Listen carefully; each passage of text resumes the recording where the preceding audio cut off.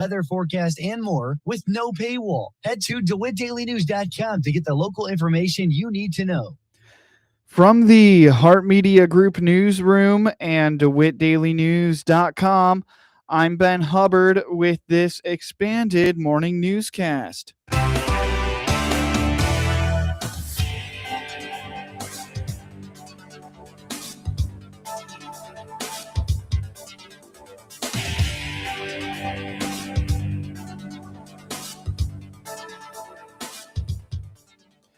Good morning and thanks for being with us. I'm your host today, Ben Hubbard. You're listening to the WHOW Morning Show. DeWitt County has been discussing whether or not to take ownership of emergency sirens that are set to be decommissioned by Constellation Clean Energy. At Thursday night's DeWitt County Board meeting, Emergency Management Agency Coordinator Will Pavlik provided the board with additional information and updated numbers regarding the 40 sirens that are available to be taken over. We did have some updated numbers come through in talking with Constellation and John, who is the siren maintenance rep for the sirens out there at the plant. And so what we're looking at, we've got 40 sirens. As some of you may know, we've got 29 American Signal Corp T128 sirens and 11 American Signal T135 sirens. There's 3 activation points for these sirens in dispatch, the EOC right here, and then the Clinton Fire Department, and then 1 repeater site with primary and secondary redundancy located at the Clinton Power Station. Currently, we've got 30 sirens that are in unincorporated DeWitt County, 4 in unincorporated McLean County, 1 in unincorporated Piatt, 1 in the village of DeWitt, 1 in the village of Weldon, 1 in the village of Wapella, and 2 in the city of Clinton. Currently, what we're looking at as of 2026, since January 1st of 2020, we've had about 3.5 failures per year on average for the sirens, just for a variety of different reasons. And then going along with that, some of the preventative maintenance that we're looking at potentially down the road for the sirens, should we keep some or not keep some, is $400 per siren or control point. In terms of system monitoring, testing, and annual reporting, that's looking at $1,250 total cost for the year, and that's a standard cost for that. Battery replacement typically looks at every 5 years or so or upon failure, and that obviously depends on the current battery life.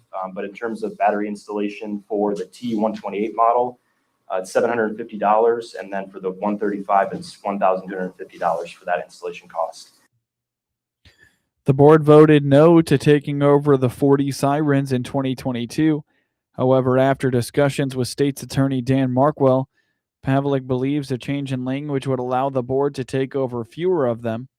He feels that around 10 sirens for areas with bad cell service in the county would be appropriate.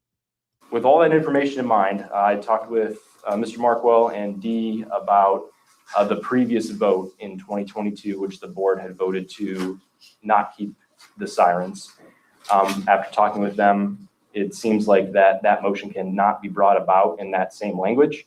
And so what I was going to provide today was some potential alternatives in terms of maybe keeping some sirens. I don't know if that language would be appropriate, Mr. Markwell, in terms of bringing a motion to light of keeping, a set number of sirens as opposed to keeping all 40, like we were to keep. I think I had 10 on there that I'd identified that were in vulnerable areas, such as around the lake, Weldon Springs area, other open areas where cell service is a lot worse than, obviously in some of the other more, urbanized areas. And so, like I said, I didn't know if that would be an option, but I would definitely bring that to your attention to see if that would be something that you would want to do as a county, is to keep a certain amount of sirens. And obviously some of these costs would vary because a lot of this was based on my assumption that all 40 were being kept, but upon, learning that information, it would be a lot less than that. The board has time to come to a decision, as the sirens are not set to be decommissioned until the end of 2027 or the beginning of 2028. This is due to delays in plan approvals in the state and federal emergency management agencies.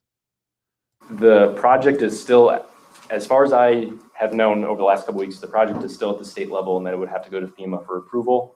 And so I believe The goal is to have the new system up and running at the end of 2027 into early 2028. So we're still looking at about a year and a half.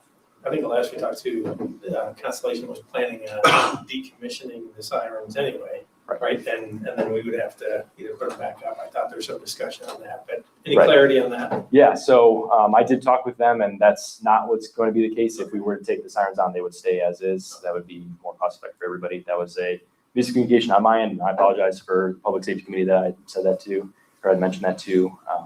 That was not the case, and I was confused, I think, the way she was describing it, but they would leave them in their place if we were to take them on. So there'd be some savings from decommissioning from their perspective. On their end as well, yes. Pavlik reminds that the primary source of alert for nuclear emergencies at the power plant will be through a system called iPause. Constellation pays for the backup service, which is called Everbridge, and both of these methods notify you through your phone. So the alternative that we are going to, moving forward, is going to be iPause as the primary. So iPause is the wireless emergency alerts that everybody has on their phone that are automated. If you turn on the emergency alert button, I guess, in your phone settings. And so those are the alerts that make a lot of noise when there's a tornado warning in town and you're in the polygon that the National Weather Service has set. And so that would be something that we could do here locally. We could set up an iPause alert. And so we would be working with Constellation to provide the appropriate information in that alert to folks that were going to be affected by a potential nuclear emergency. And so with that being our primary, the backup would be the mass notification system called Everbridge, which is very similar to HyperReach, what we have in the county right now, which is a sign-up based notification system that would essentially be a redundancy and provide information for the event as well, but you would have to opt in to alerts. And so that would be something that you would have to sign up and could get email, phone call, text to those alerts as well. So that wouldn't be just an automated alert that comes right to your phone. It'd have to be something you have to put in the work at the beginning to sign up for it so that you could get those alerts when they're placed out by our office or by dispatch. The Everbridge notification system for nuclear emergencies is going to be paid for by Constellation. And they still would use national television, the TV Absolutely. stations and everything. Yes. To alert. Correct. Board Chair Joe Whitty noted that there will be further discussions on the topic in future Public Safety Committee meetings. The Clinton CUSD 15 School District is seeking candidates for a Board of Education appointment to fill a vacancy created by the July 30th, 2026 resignation of John Heinlein. Board President Pro Temp Tammy Ennis expresses gratitude on behalf of the board for Heinlein's dedication to the community and thanks him for his years of service to the students, staff, and residents as a member of the Clinton CUSD 15 Board of Education.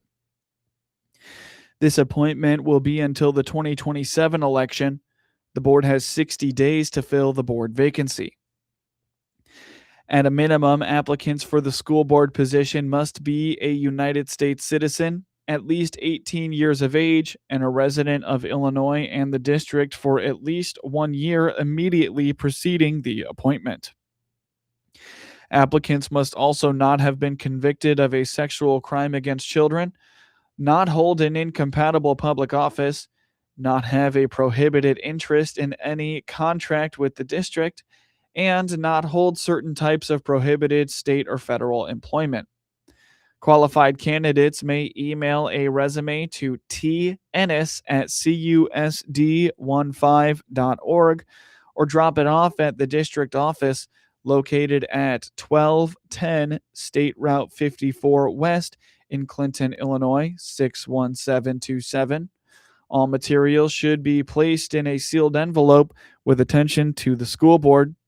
A resume and letter of interest must be turned in by 4 p.m. on August 14th, 2026.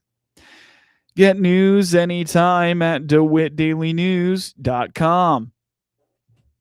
Our local hospitals are the heartbeat of our communities, delivering critical care every hour of every day for everyone, training the next generation of caregivers. Beyond the walls, their benefit to the community is everywhere. driving the local economy and supporting local organizations, initiatives, and neighbors. Illinois Hospitals, healing communities. Learn more at team-iha.org. Sponsored by the Illinois Health and Hospital Association. Aired in cooperation with the Illinois Broadcasters Association and this station. Don't let a summer sniffle turn into a summer setback. Whether it's a cold cough, rash, scrape, bug bite, or minor injury, Warner Hospital's walk-in clinic has you covered. No appointment necessary. Just walk in and be seen by our caring medical team. Fast, convenient care. Close to home means less time waiting, more time enjoying summer. Warner Hospital Walk-in Clinic. Right here when you need us. From the Hart Media Group Sports Desk, IL Sportswire, and DeWittDailyNews.com, I'm Ben Hubbard with this local sports report.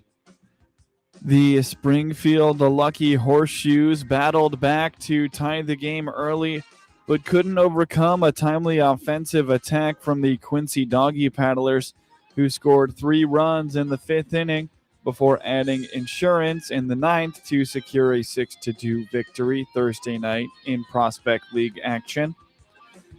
Despite being held to 7 hits, Springfield remained within striking distance for much of the contest before Quincy capitalized on key opportunities late. Quincy struck first in the top of the 3rd inning when Nick Griffith launched a solo home run to left field, giving the Doggy Paddlers an early 1-0 advantage. The Lucky Horseshoes answered in the bottom half of the 4th. After Jacob Bicey reached and eventually came around to score, Lawson Alwyn lined a 2-out RBI single to center field, knotting the game at 1-1 and giving Springfield momentum heading into the middle innings. Quincy regained the lead in the 5th as Cameron Link delivered an RBI single through the middle to score Brody short, making it 2-1. Later in the inning, Raul Ramirez broke the game open with a 2-run triple to right center field, plating Link and Ignacio Gonzalez to extend the Doggy Paddlers' lead to 4-1. Springfield responded with a run of its own in the bottom of the 5th. Ian Woida came around to score on Tane Vias's sacrifice fly to left field, trimming the deficit to 4-2. The Doggy Paddlers added 2 insurance runs in the top of the 9th when Link connected for a 2-run homer to left field, scoring Jamie Rasmussen and pushing Quincy's advantage to the eventual final score of 6-2. Quincy finished the evening with 15 hits, led by Link, who went 3 for 5 with a home run, 3 RBIs, and 2 runs scored. Griffith also homered and drove in a run, while Short and Rasmussen each collected 2 hits. Ramirez's 2-run triple proved to be one of the game's biggest swings, accounting for a pair of RBIs in the decisive 5th inning. Springfield recorded 7 hits, with Ethan Burkhart leading the offense after going 2 for 4. Woida doubled and scored a run, while Bicey added a hit and crossed the plate once. Alwyn finished with Springfield's lone RBI hit, and Vias contributed an RBI with his sacrifice fly. On the mound, Jaden Mathan started for the Lucky Horseshoes, allowing a 1 run over 2 2/3 innings. Andrew McGee was charged with the loss after surrendering 3 runs over 3 innings and a third of relief, while Marco Lopez finished the final 3 innings, allowing 2 runs and striking out 1. For Quincy, Tyler Dance earned the victory after tossing 5 innings, allowing 2 runs on 5 hits while striking out 4. Johnny Rossi followed with 3 scoreless innings of relief before Nick Wilson closed out the 9th. Tyler Locklear went 3 for 4 with a homer and 3 RBIs. Brandon Pfaadt pitched 6 solid innings, and the Arizona Diamondbacks beat the St. Louis Cardinals 10-6 on Thursday. Arizona had 16 hits in the makeup of the team's June 25th rainout, a day after having a season-high 17 hits at home against the Athletics. Pfaadt is 5-1 and allowed 2 first-inning runs on 4 straight hits leading off the game, but settled in to allow just 3 more hits. Arizona, who has won 3 straight and 9 of 11. The Cardinals scored 4 2-out runs off Ryan Thompson in the 9th. Locklear lined an RBI single up the middle off Matt Swanson in the 8th inning after hitting a 2-run homer, his first of the season, off Michael McGreevy, who was 4-8 in the 4th inning. Arizona sent 11 batters to the plate in the 8th inning and scored 5 runs off Swanson and Justin Brewell. McGreevy is 4-8 and allowed 4 runs on 7 hits in 6 1/3 innings for St. Louis. The Cardinals have lost 11 of 16. Jordan Walker received a standing ovation before his first home plate appearance since winning the 2026 Home Run Derby and lined an RBI double on the first pitch he saw to give St. Louis a 1-0 lead. Kettle Marty was scratched less than an hour before the first pitch with back stiffness after originally being slated to lead off and play second base for Arizona. Ivan Herrera had the day off for St. Louis after starting each of the club's first 101 games. Diamondbacks lefty Eduardo Rodriguez is 8-3 with a 2.62 ERA and will face Nationals right-hander Zach Little, who is 7-7 with a 5.34 ERA to open a 3-game series in Washington on Friday night. Cardinals right-hander Dustin May is 5-7 with a 4.78 ERA and is set to oppose Reds right-hander Rhett Lauder, who is 3-7 with a 5.75 ERA at home on Friday night. Yesterday in the MLB, the Atlanta Braves beat the San Diego Padres 6-5, while in 12 innings, the Minnesota Twins beat the Cleveland Guardians 3-1. The Toronto Blue Jays beat the Tampa Bay Rays 3-1, and the Detroit Tigers beat the Kansas City Royals 4-3. In MLB matchups for today, at 3:10 p.m., the Colorado Rockies travel to take on the Milwaukee Brewers, while at 5:40 p.m., the Pittsburgh Pirates host the Chicago Cubs. At 5:40, the Kansas City Royals take on the Detroit Tigers in Detroit, while at 5:45, the Arizona Diamondbacks head to Washington to play the Nationals.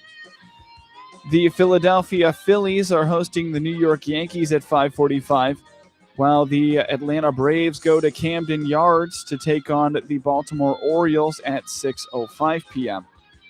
At 6:10 p.m., the Cleveland Guardians head south to take on the Tampa Bay Rays in Tampa, while the New York Mets play host to the Los Angeles Dodgers at 6:10. Also at 6:10, the San Diego Padres go to Miami to play the Marlins, while at 6:15 p.m., the Boston Red Sox host the Toronto Blue Jays. At 6:40 p.m., the Chicago White Sox kick off their weekend series in Chicago with the Houston Astros, while at 7:05 p.m., the Texas Rangers host the Seattle Mariners. The Athletics will be in Minneapolis to play the Twins at 7:10 p.m. tonight, while at 9:15 p.m., the Los Angeles Angels match up with the San Francisco Giants in San Francisco. Patrick Kane has rejoined the Chicago Blackhawks, agreeing to a $16 million 2-year contract with his first NHL team. The deal, which includes a full no-movement clause, was announced by the Blackhawks on Thursday. Kane, who is 37 years old, became one of the NHL's most dynamic players while spending more than his first 15 seasons in Chicago, helping the Blackhawks win 3 Stanley Cup championships. He ranks among the franchise's career leaders with 446 goals, 779 assists, and 1,225 points. The addition of Kane adds another offensive presence to a lineup that will begin the season without Connor Bedard, who had surgery on his left shoulder on July 8th. Kane likely will play with Bedard when the 21-year-old center returns to the ice. The rebuilding Blackhawks went 29, 39, and 14 last season, an 11-point improvement on the previous season. The team has finished number 31 in the NHL each of the past 3 years. Chicago is looking for its first postseason appearance since the NHL used an expanded playoff format after the 2020 season was affected by the pandemic. Kane isn't the same player he was during his first stint with the Blackhawks, but he had 16 goals and 41 assists in 67 games with the Detroit Red Wings last season. He has recorded at least 50 points in 18 of his 19 seasons. The number 1 overall pick in the 2007 draft passed Mike Modano in January for the most NHL points by a player born in the United States. He has 508 career goals, 4th on the U.S. list, and 1,400 points in 1,369 regular season games. Kane was one of Chicago's biggest stars during the best stretch in franchise history, winning the Stanley Cup in 2010, 2013, and 2015. The Blackhawks also made it to the Western Conference Final in 2014, losing to the Los Angeles Kings in a 7-game series. Kane, who won the 2016 Hart Trophy as NHL MVP, was traded to the New York Rangers in February of 2023. The Blackhawks then won the draft lottery and took Bedard with the number 1 overall pick that same year. Get highlights of your local high school program by finding IL SportsWire on your preferred social media platforms, and get local sports anytime at DeWittDailyNews.com. From pickups to family vehicles, trust the experts at Walker Tire in Clinton. Featuring quality Yokohama tires for dependable performance. We're here to help you find the right tire for every vehicle and every budget. Learn more by clicking our icon on DeWittDailyNews.com. Longview Community Bank is now open in Clinton, investing in rural Illinois. I'm Vice President Nate Sams. Stop by for a visit or to find out how we provide real local banking. Click our banner ad at the top of the local news page on DeWittDailyNews.com. Ace is the place with the helpful hardware, folks. Ace now offers free assembly and free delivery, so it's never been easier to get a great grill for your family, like a Weber gas grill, a Traeger wood pellet grill, or a Big Green Egg charcoal grill. Only at your neighborhood Ace. Around the block. What you need in stock. With people who know their grills. This is Brad from Gibson Ace Hardware in Clinton, Illinois. Stop in to see us, The Helpful Place, at 114 North Madison Street, Clinton. See participating store for details. With SRN News, I'm Rich Thomason in Washington. The Trump administration has announced double-digit tariffs on dozens of trading partners. Their countries accused of failing to enforce prohibitions on slave labor. The levies range anywhere from 10 to 12.5%. AI data centers rapidly becoming a hot-button issue around the country. President Trump has hosted a forum at which governors and utility company brass signed on to a pledge to shield consumers from higher utility bills, the result from data centers. TikTok may be on the hook for a huge fine after the European Union ruled that it has failed to safeguard the privacy of youngsters. Hurricane Fausto has strengthened into a Category 2 storm. Forecasters say it is expected to approach the Hawaiian Islands next week. The Dow futures close to 200 points higher. More details, srnnews.com. Well, it's official. My friends have all switched to Pure Talk because I told them they could save a bunch of money on a super reliable high-speed network with unlimited data. And because they're my friends, they trust me. As for the rest of you, well, Pure Talk understands that even though you might like me, you're not just going to take my word for it, nor should you. For that reason, and for a very limited time, Pure Talk is offering any of their plans for just $15 a month for the first 3 months, including their top-tier unlimited plan that normally sells for $65 a month. Think of it like a test drive, a super simple way to save $150 while you kick the tires on Pure Talk's blazing fast network, and a fine way to see for yourself why I switched from big wireless, along with a few 100,000 of my closest friends. Dial pound 250, say Mike Rowe, and be connected to Pure Talk's friendly U.S. customer service team. Again, dial pound 250, say Mike Rowe, and let the savings begin. From the Heart Media Group newsroom and DeWittDailyNews.com, I'm Ben Hubbard with this local news update. DeWitt County has been discussing whether or not to take ownership of emergency sirens that are set to be decommissioned by Constellation Clean Energy. At Thursday night's DeWitt County Board meeting, Emergency Management Agency Coordinator Will Pavlik provided the board with additional information and updated numbers regarding the 40 sirens that are available to be taken over. We did have some updated numbers come through in talking with Constellation and John, who is the siren maintenance rep for the sirens out there at the plant. And so what we're looking at, we've got 40 sirens, as some of you may know. We've got 29 American Signal Corp T128 sirens and 11 American Signal T135 sirens. There's 3 activation points for these sirens in dispatch, the EOC right here, and then the Clinton Fire Department, and then 1 repeater site with primary and secondary redundancy